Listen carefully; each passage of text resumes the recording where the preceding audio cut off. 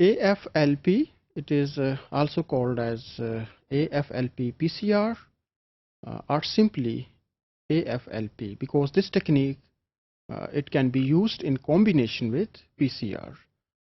जैसा कि हमने RFLP को डिस्कस किया, तो इसमें इनिशियली जो था वो PCR का यूज़ नहीं था. सिंपली हम DNA को किसी सोर्स से एक्सट्रैक्ट करते थे और उसकी फ्रेगमेंटेशन करते थे by using certain type of endonucleases, और उसके बाइंडिंग पैटर्न को हम रिजॉल्व करते थे.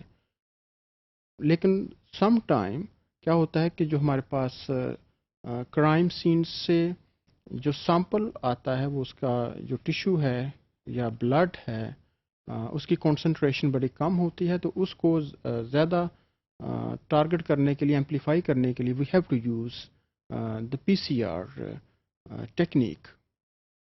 So in AFLP we are using the PCR so that we can enhance the sensitivity of the procedure.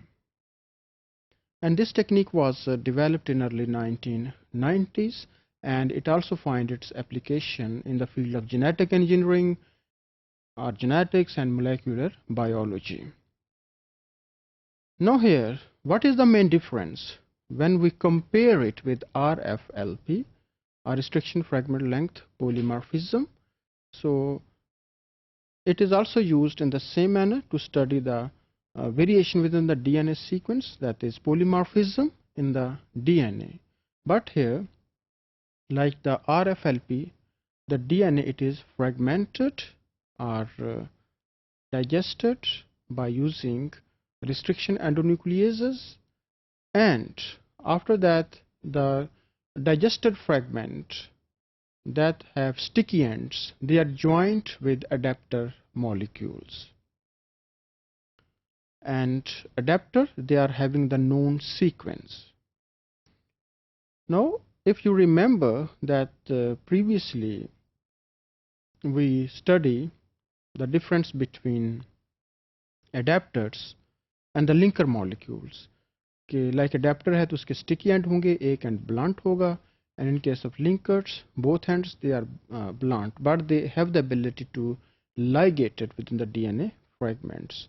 Like adapters, they are also having one end sticky, so it can bind with the sticky end DNA fragments after its digestion.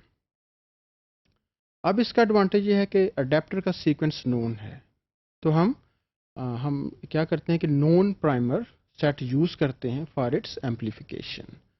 So because of this reason that we are going to amplify the restriction fragment, it is called as amplified restriction length polymorphism.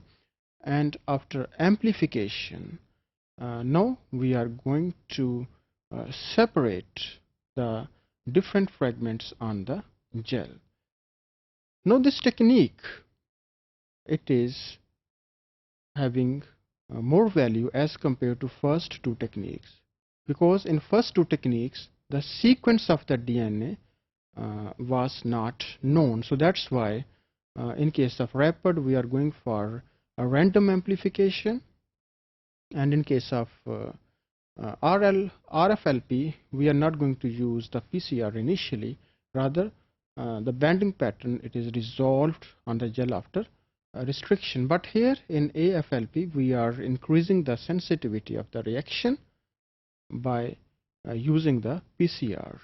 So this technique, it can also be used to find the variations within the DNA sequence or the polymorphic DNA. So like other two techniques, the same application is there, that it can also be used to find the relationships between different organisms, like genome mapping can be performed, and the relationship between different organisms can be elucidated, and disease linkage can be